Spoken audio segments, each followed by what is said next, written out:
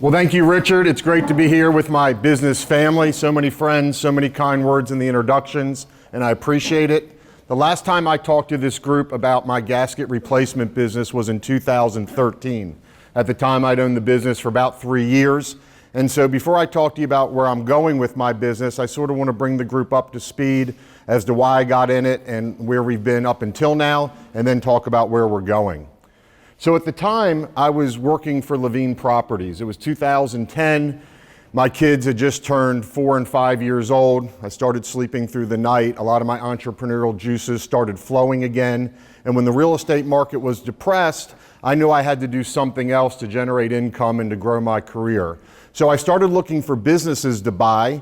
I set some very strict criteria as to what I was looking for in a new business, and I started networking with brokers to try and find the appropriate business to buy for myself. From a lot of my past experiences, I knew I wanted to find a product offering where I didn't have to convince people to buy it.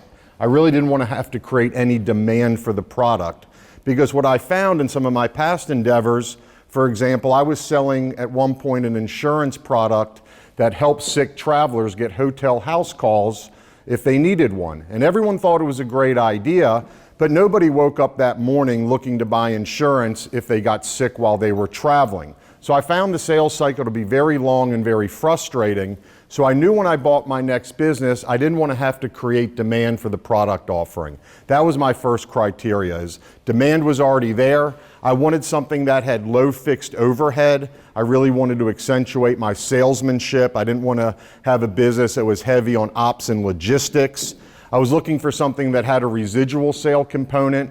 I wanted to be very relationship oriented, to win a customer and have the opportunity to sell to them again and again. And I was also looking for something that had poor fragmented competition. I wanted to be able to sort of set myself apart quickly in an industry niche. And of course, I wanted something that if it was successful, I didn't have to be worried about a recession coming through and immediately tanking the business. So I sort of went out into the marketplace with that criteria in mind, and I wanted to hold firm to that criteria. And I had the opportunity to meet this gentleman, Ken Mooney. Ken was being represented by a business broker in this group, Buff Moore. Buff called me one day and said, "Andy, I think I have the perfect business for you. I've got a guy that I'm representing that sells commercial refrigeration gaskets to restaurants." To which I, of course, said, "Buff, what in the world are you talking about?" Never knew what a gasket was, never knew there was a market to replace them, but Buff thought it was a great idea, so I said, "Great, let's go meet Ken." Buff and I drove down to the Bojangles in Gastonia.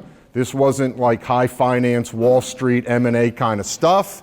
I met Ken, nice enough guy. He had bought a protected distributorship a year earlier from a Pennsylvania-based fabricator called Gaskets Rock. And they had their logo, "We want your gaskets to rock." So this was me out in the field with Ken, watching him do an install. That's what the business was, replacing the rubber seal on your commercial refrigeration equipment. Ken was servicing all sorts of restaurants, Outbacks, Olive Gardens, P.F. Chang's, and the like. He was also, and these customers were using him to really to handle a service need that was ongoing. In short, refrigeration gaskets get torn, they get moldy, health inspectors mandate that they get changed, and that's what Ken was doing day in and day out. He was also servicing some supermarkets, some convenience stores. There was the opportunity to work with hospitals, colleges. Basically, anybody that had commercial refrigeration equipment was a prospect for this business. And I thought, this really sounds great. It met all my criteria. Health inspectors were creating demand. It had a residual sales component to it because these things got moldy and torn. And what I found was most operators were using their commercial refrigeration vendors to handle this service need. And it quickly became apparent that these vendors had an overhead structure that really didn't warrant them working on gaskets. They were really designed to work on compressors and the internal components of the refrigeration equipment. So it was sort of a wide open opportunity with no real organized competition, and I really liked that. It was low overhead. I realized I could run this business out of my current vehicle, out of my current house, didn't need to take on any office space, and I really liked that. And I also felt that even if the market turned, these restaurants wouldn't stop buying gaskets. Restaurants may close, the frequency that doors open may be reduced, maybe it would slow down in a recession, but I really like the fact that it was sort of quasi-government regulated and that health inspectors would continue to drive demand for the offering. So I checked all the boxes, made an offer, bought the business, and was on my way. First thing I did is I installed some Salesforce customer relationship management software, put policies and procedures in place for the one employee that I inherited. I then put in a cloud-based accounting solution from QuickBooks that really worked out great. And I started to provide really professional sales management for the employee that I hired, really created a culture of activity, hardcore prospecting day in and day out. And I started to hire other folks and put them through the same training and sales methodology. In 2012, I had the opportunity to change the name of the company. I really wanted to get the word gaskets out of my name because I have a few competitors that do use that word in their name. And I turned to a former club member named Gary Hickson. I said, Gary, here's what I do. Here's some of the components I want or don't want in my new name. Show me what you got. And he showed me this logo, which I thought was really quite terrific. I thought the play on words of the seals, that we do kitchen seals. He created this military-like look and feel. And I just thought it was terrific the first time I saw it. So I'm not the creative genius behind the name, but I do love the company name that Gary came up with, and glad I chose him to help me in that endeavor. So we went to the market as the Seals starting in 2012. In 2015, I had the opportunity to buy the Gaskets Rock distributorship that was based on the coast. So I picked up Raleigh, Wilmington, and Myrtle, which was a nice acquisition. And then in 2018, I had the opportunity to buy a gentleman in Raleigh, and I've set up my own production facility. So for the last year and a half, I've been making my own refrigeration gaskets. That company now does business as American Refrigeration Gaskets. We have our production facility outside of Raleigh in a small town called Fuquay, Varina. The best part about the acquisition was I got to partner with Andrew Thompson on the top left. He had operated as the gasket guy of Raleigh for about 10 years. And I would argue that nobody on the planet knows more about this industry than Andrew. So he makes my products. He provides field support for all my employees. He is an integral part of the business and a terrific guy, and really an acquisition I'm thrilled to have made.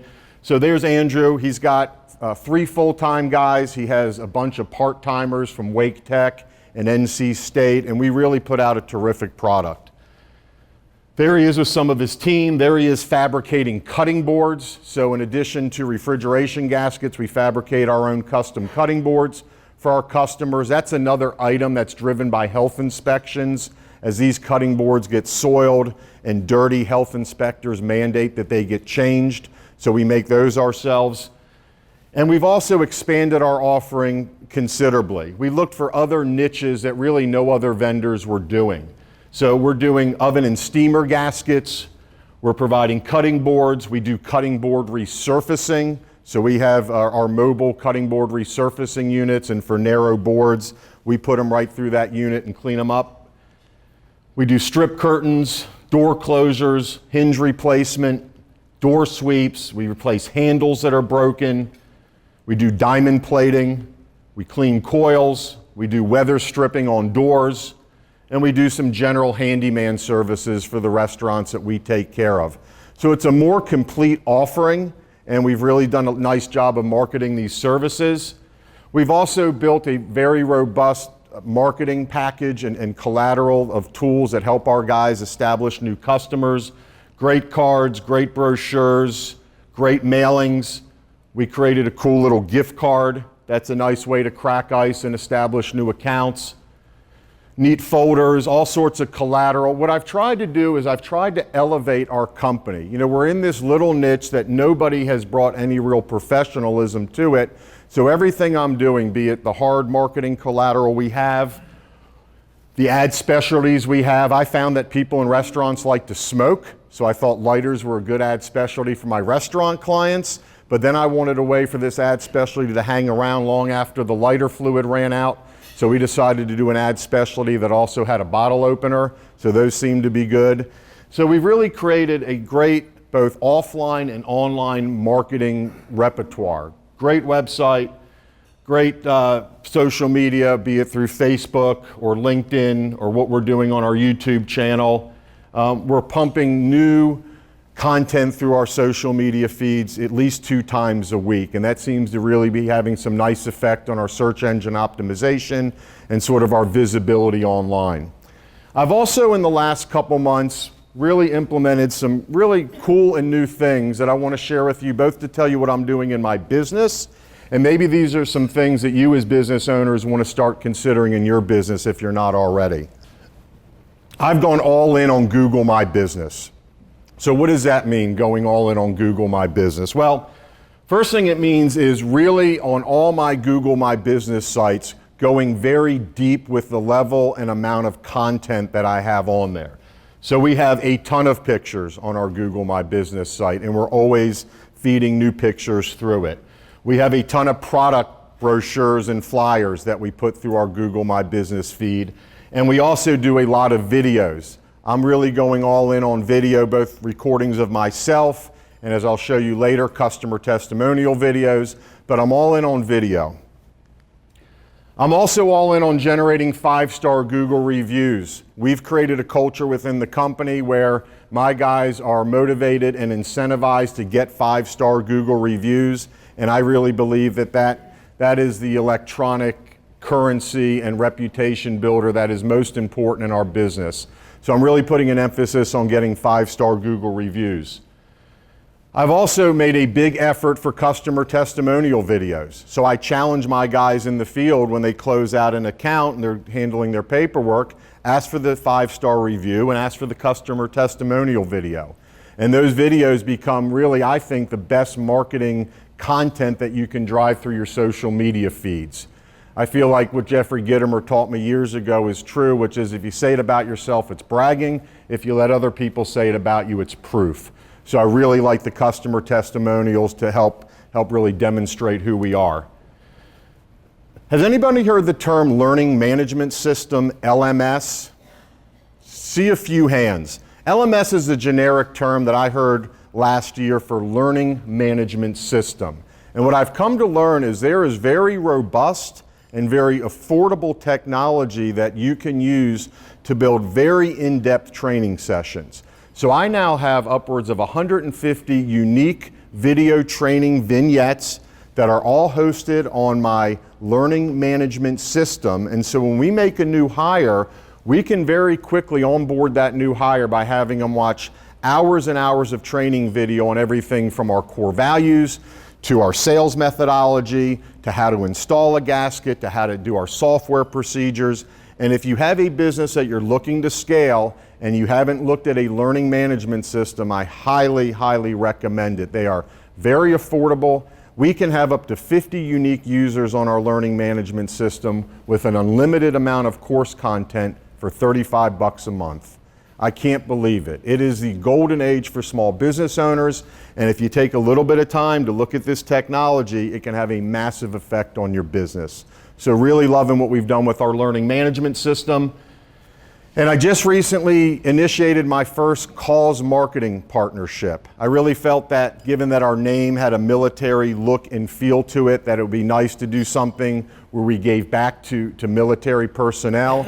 And so we just affiliated ourselves with the Navy SEAL Foundation. We'll be promoting that affiliation on our website and our marketing collateral.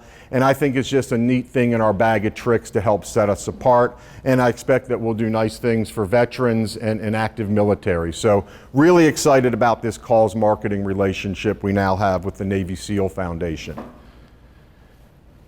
And what I've really done both for my business and myself that I'm really thrilled about is last year I spent a bunch of money and I brought in a business consultant and we implemented a process called an EOS, an Entrepreneurial Operating System.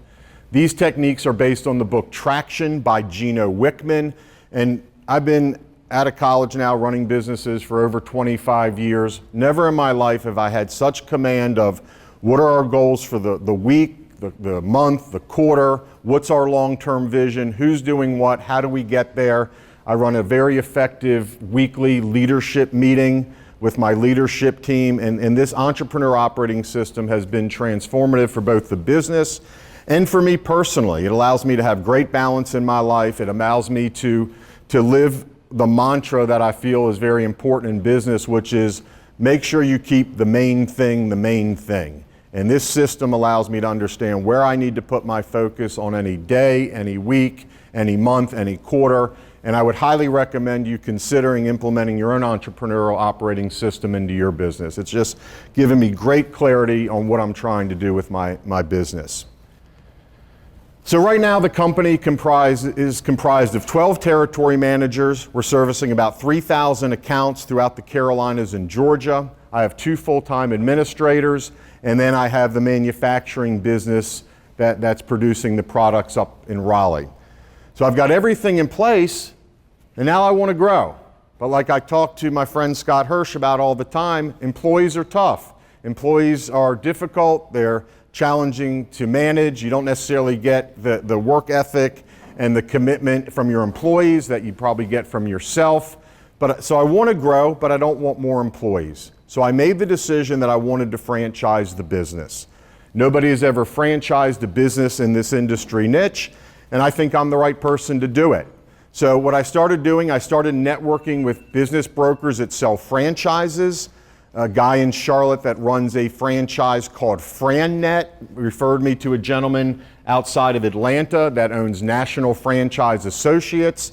So I paid this gentleman a retainer about 3 years ago, and I started working towards how do I franchise this business.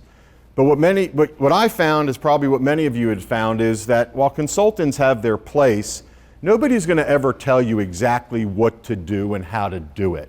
So when I was asking him questions like, well, how do I size a market? And what do I charge for a territory? And what's the royalty fee? He had no better answers as to what I should do than I had in my own head. These were the things I was trying to figure out. How much is it? What do you get? What's the monthly royalty?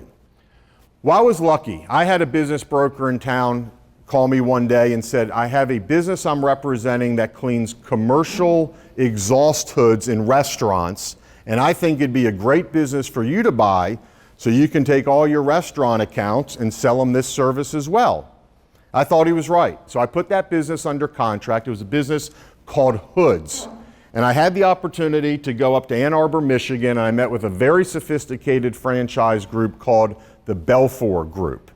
So I saw what their offering was and spent a full day with them, and I really had 2 tremendous takeaways. My first takeaway was, I can't believe how well this franchise operator is doing, selling franchises, generating royalty fees.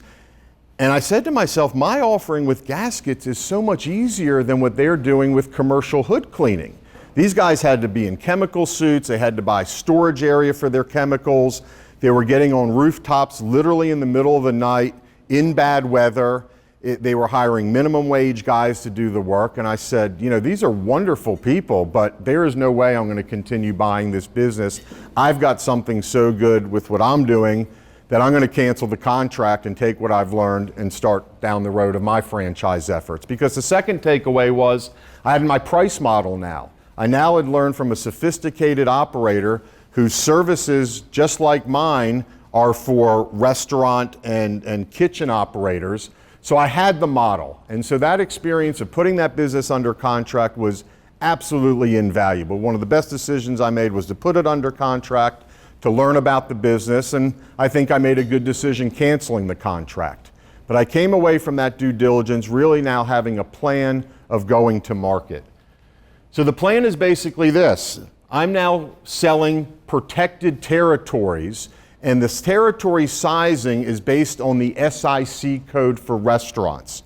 So now my pricing model is you pay a fixed amount up front for a certain number of restaurants in your territory. So by way of example, the Cleveland market has about 6,000 restaurants in greater Cleveland. If one franchisee wanted to buy the entire market, their upfront cost would be about $120,000 to buy that market.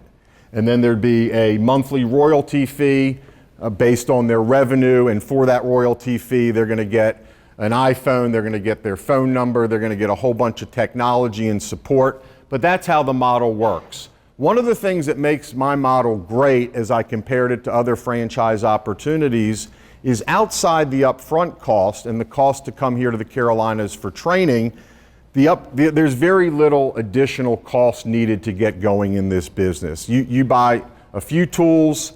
If you don't have a computer, you buy that. You buy some shirts, some business cards, but you don't have to go rent office space. You don't have to get a new vehicle. So the beauty of this opportunity is it's very low fixed cost.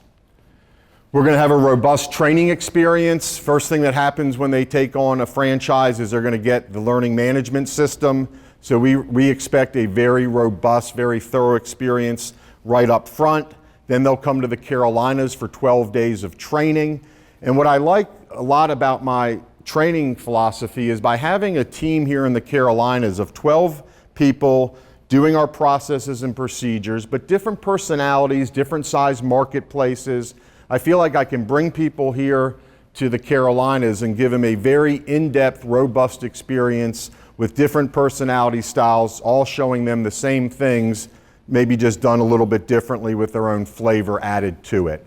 So they'll be very well trained. They'll of course get all the software, the website, the email address, all the marketing collateral. We'll handle all their social media for them. They'll also have accounts that they can reference right away. So if you buy a franchise in Toledo, Ohio, you'll be able to walk into an Olive Garden or an Outback or an Applebee's, and you'll be able to reference accounts we're doing in other parts of the country. So I think they'll have the validity right away to go in and garner accounts. We're going to give them first-class field support, and then we've got the integrated supply chain. So they'll be buying all their refrigeration gaskets from us, all their cutting boards from us. So it's a really unified structure and unified process that they'll be able to follow. Here's what I'm looking for. I'm looking for people that have the willingness to make sales calls. I'm looking for people that are organized. I'm looking for people that have good handyman skills because there is a blue-collar element to what we do. And I'm looking for people with a strong work ethic. So I'm really excited to kind of share with my family what I'm doing, and this is the offering I'm getting ready to go to market with. So thanks for your time. Happy to take questions.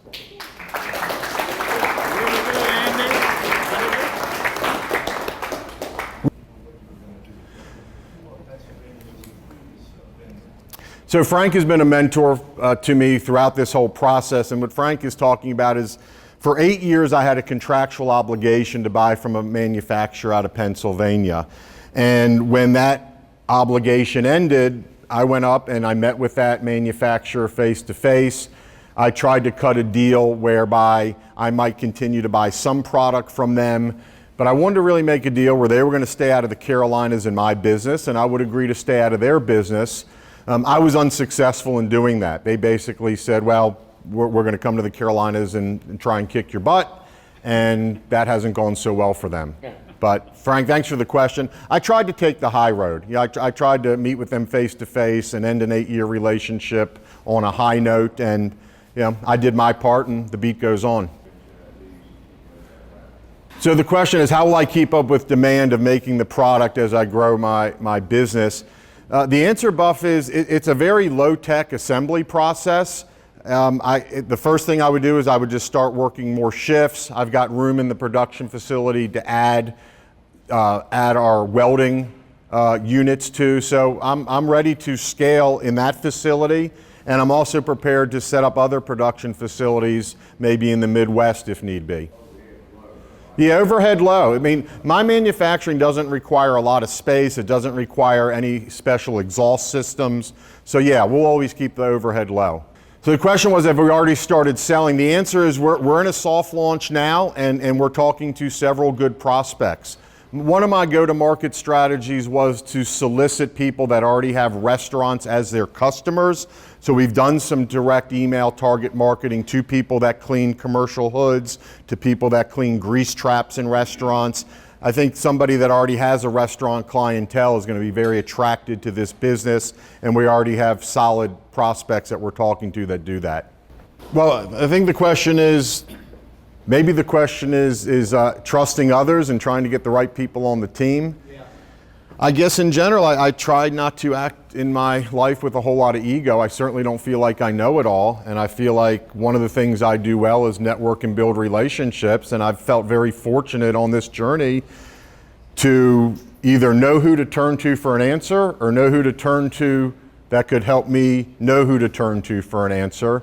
And I've been very fortunate to find my way to the right people. I really like the franchise consultant that I've brought on board. He brought Zaxby's to market. He's been terrific. I really like what Gary Hickson has done on the design side of things. So yeah, I feel fortunate. And I feel fortunate here in Charlotte to have a business network that helps drive the right people to me. So the question is, what do you do with a non-performing franchisee? And as you can appreciate, Gene, and any franchise consultant or attorney worth their salt already has some of these provisions in place. So we do have certain revenue requirements they have to meet, and if they don't meet them, they can have the franchise pulled from them. Part of why I want to be protective of the phone number and the email and the social media campaigns is if that were to happen, the company owns all those points of contact with the customer base. So I'm sure we'll miss on some franchisees, but my hopes are if we do, we can still corral whatever work they did in that market and bring it to the market to a new franchisee. Yeah, the question is, what kind of hours do we work? Clay, this is one of the things that makes it a very good both income opportunity and lifestyle business, and that is you simply can't be in these restaurant kitchens when they're busy. So we're in there a lot from 7:30 in the morning till about 11:30, then they get busy for their lunch rush if they're a lunch serving restaurant, and then we're back in the kitchens either selling or doing installs at about 1:30, 1:45, right up until 5 o'clock or so. But yeah, it's if you're running your territory efficiently, you can work hard in the morning, you're gonna have a good long lunch break where you can handle your paperwork, process orders from the morning, do your afternoon shift, get done in your kitchen at 4:30, maybe spending another hour doing paperwork. And I've got guys that by themselves are running an operation of $300,000 a year or more revenue. One guy doing all the sales, all the installation work, having his own self-contained business, making good income for himself. So the question is, what are the pros and cons of using a franchise broker? Well, the pros are you can get your offer to the marketing very quickly. The cons are these guys charge a big upfront fee. My plan is to go to market without franchise brokers and to see what kind of interest I can generate on my own. And if I'm successful, I may never use them, or if I'm successful and I just want to ramp up the velocity of sales, I can always turn to them and pay a higher commission fee. There's some schools of thought in franchising that say don't worry about making any money on the initiation fees, just get your offering out there and build your business on the royalty portion of it. And that's mainly what I'm subscribing to, but I think I can generate interest on my own, and those upfront fees would be meaningful in terms of working capital. So I can have that option at any point in time if I choose to flip the switch. Yeah, the question is, what's the support structure for franchisees? Part of it, I think, is just on the front end. We're going to give them a great training experience. This video training we've created is fantastic. And I've now done enough with corporate hires to know what we need to do internally to get them up to speed quickly. So great training on the front end, but I think just being responsive and having the answers. Between me and several others on my team, there's really nothing that we haven't seen or heard in this little industry niche. So we intend to be responsive, and at this point I have plenty of infrastructure and plenty of staff capacity to handle field requests and field service needs from several hundred franchisees. So the question is, how much competition is there? We really don't have any direct competition. Most commercial refrigeration needs are being handled by commercial refrigeration vendors. And when we come across that, we say, great, these guys are going to love it if we come and start working with you because we complement them. And then the next thing we say is, can we get in the kitchen and take a look at your gaskets? And if they tell us they're using their commercial refrigeration vendor, it is a pretty safe bet that their gaskets are going to be all beat up, because these folks are not proactively changing it. So that's sort of the beauty. We don't have any real organized direct competition. There are a few niche vendors in the country doing this, but even in the Charlotte market, for example, which has about 6,000 restaurant accounts, we're doing very well with 300 accounts. So I can talk to a prospective franchisee about going out and getting 3, 4, 5, 6, 7% of your marketplace and having a very profitable or successful business. So of course there's some competition, but it's wide open. People are buying gaskets, and there really aren't companies out there with the sales culture that we have that are calling on those accounts. Our YouTube channel is callintheseals.com, and that will take you to our website, and just click on the YouTube icon. That's the best way to get there. All right, everybody, that's it. Thank you.